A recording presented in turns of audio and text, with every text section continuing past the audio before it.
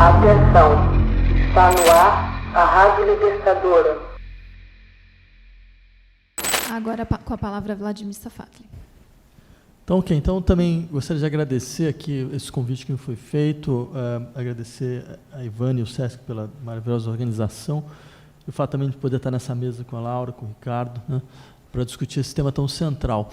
Bem, eu vou tentar abordá-lo de uma maneira um pouco diferente, que eu queria insistir mais na segunda parte, né, sobre o problema dos limites da democracia no Brasil, né, mas eu queria aproveitar, de fato, essa relação que foi sugerida entre o trabalho e a democracia, para discutir um elemento que me parece absolutamente central no interior desse debate, que é bem provável que nós possamos entender a sociedade brasileira, certo? E também a sua forma de lidar com a questão da democracia a partir da perpetuação de uma estrutura de trabalho que, mesmo que não seja mais a célula elementar do processo produtivo, ela é, de uma certa maneira, a célula estrutural das formas sociais no Brasil, certo?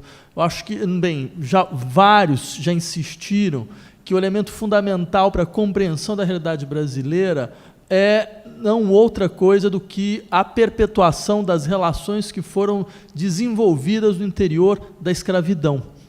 Eu acho que é um elemento aí absolutamente central, porque, de uma certa forma, nós podemos dizer que a sociedade brasileira ela se organiza até hoje a partir da perpetuação do latifúndio escravagista. Porque o latifúndio escravagista, ele é, na verdade, uma espécie de princípio de dualidade ontológica no interior do mundo dos humanos. Dualidade ontológica porque é uma divisão que se estabelece através do latifúndio escravagista entre aqueles que podem alcançar a condição de sujeitos e aqueles que caem à condição de objeto.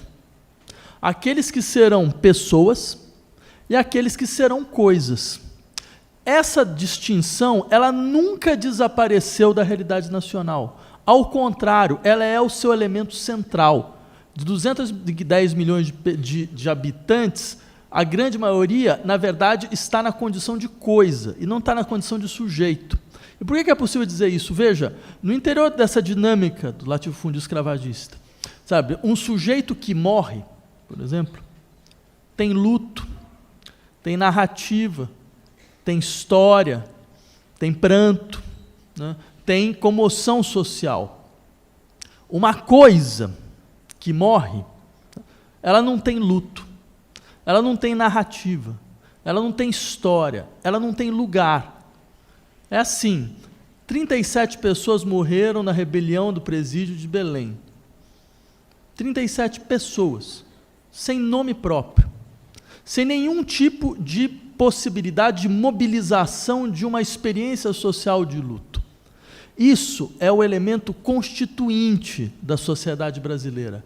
Isso nunca desapareceu, certo? Entre outras coisas, porque isso simplesmente expressa um certo tipo de perpetuação da condição social no Brasil, vinculada, de fato, como vocês percebem, a uma célula elementar de uma estrutura de trabalho que, mesmo fora, ou seja, mesmo não sendo mais, do ponto de vista do seu processo produtivo, uma sociedade escravagista no sentido forte do termo, ela é no sentido estrutural da sua reprodução material. Certo? Não só porque há ainda, de fato, concretamente, nós vira e mexe, nós encontramos notícias a esse respeito de trabalho escravo, mas esta perpetuação de uma degradação da condição de uma parte fundamental da população, marcada pelas suas questões de classe, marcada pelas suas questões de raça, marcada pelas suas questões de gênero, é um elemento decisivo e estruturante. Isso nunca modificou. Ao contrário, eu diria que a função do Estado brasileiro sempre foi de perpetuar esta estrutura. A sua função, ela é, antes de mais nada, uma função que consiste em fazer aos sujeitos lembrar a uma certa parte da população que ela não passa de coisa, que ela não tem nenhuma outra possibilidade de esperar do Estado, de esperar da sociedade, outra forma de reconhecimento. Certo? Então, seja você tem um Estado que visa a perpetuação da degradação da condição dessas pessoas. Veja, eu poderia dar uma série de exemplos que são absolutamente aterradores, né?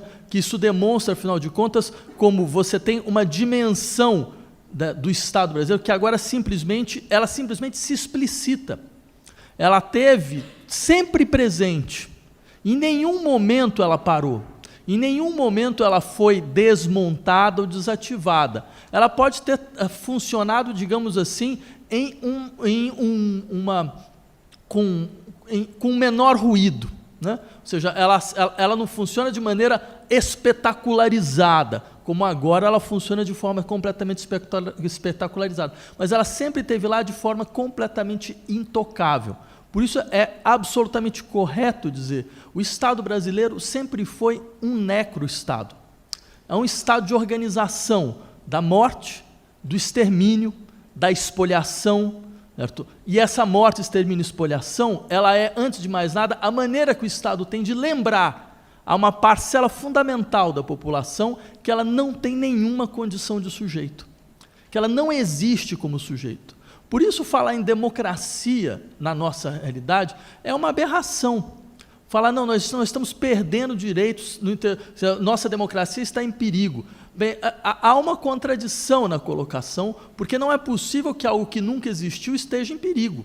Certo?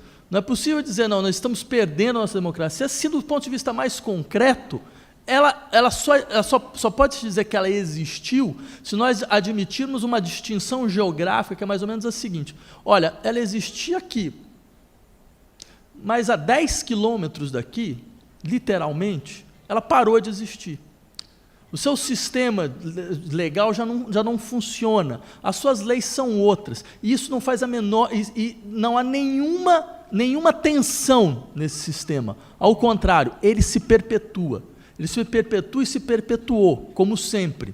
Certo? Então, nesse sentido, se isto é verdade, eu insistiria, a primeira coisa que eu queria insistir, há uma função fundamental do Estado brasileiro, que é perpetuar esta condição. E, para isso, é necessário um grau de violência do Estado brasileiro, certo? Que é algo da ordem do inimaginável em nenhuma situação que se poderia se chamar de minimamente democrática. Mesmo para os padrões mínimos de democracia que as sociedades ocidentais foram capazes de desenvolver, este termo poderia ser utilizado. Certo? Eu insistiria, por exemplo, entre outras coisas, eu faço parte de uma comissão de direitos humanos, são áreas de direitos humanos, a gente recebe alguns relatórios sobre sobre a atuação das polícias hoje em dia, né? Então, talvez vocês lembrem desse fato de uma pessoa que foi assassinada no Rio de Janeiro, né, com 81 tiros pelo Exército. Não foram 81, foram 257. Isso foi um erro, não? 257 tiros foi um erro, né?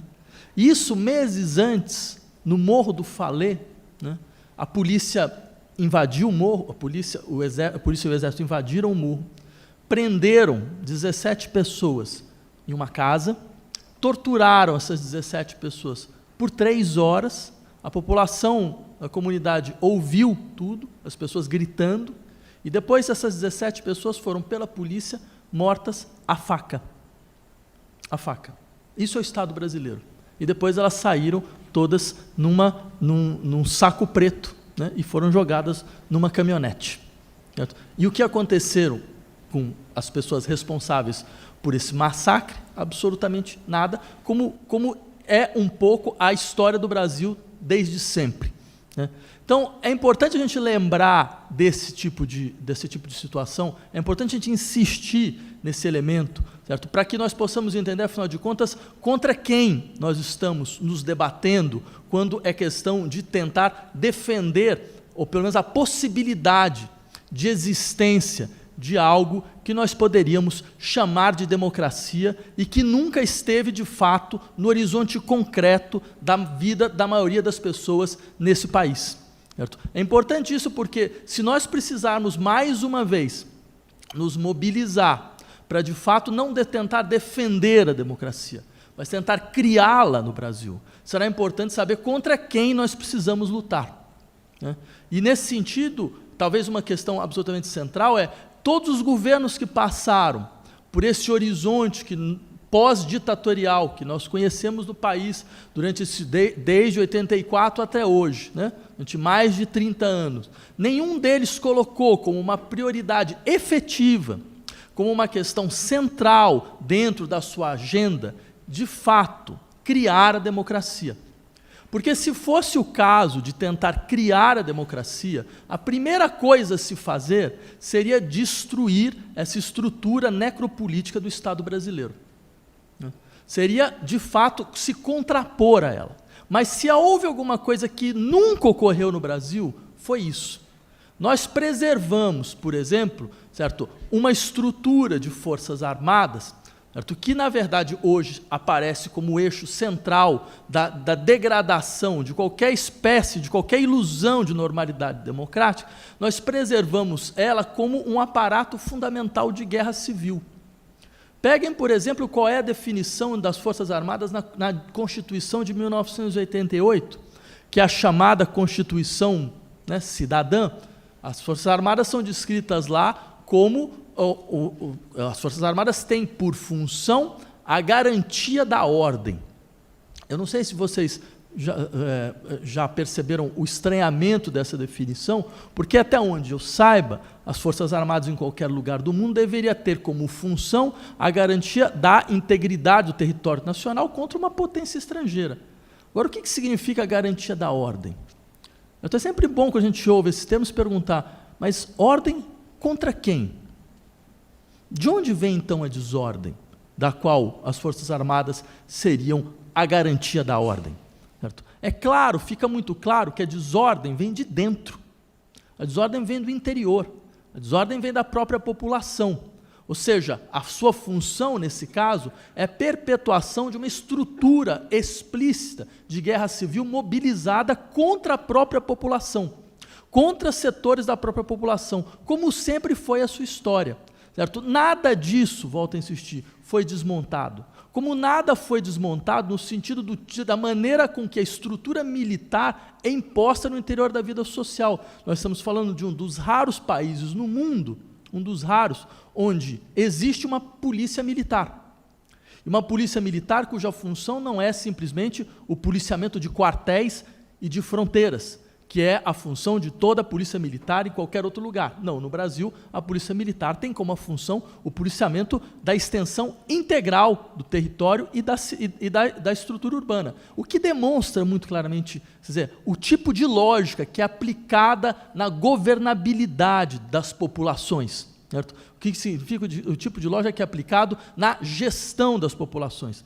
Bem, tudo isso, eu insisto, é claro que isso aparece em um momento onde você mobiliza como elemento constituinte, então, de um certo setor da população, certo? Uma compreensão de uma revolta clara contra as estruturas que se perpetuaram no interior desse país.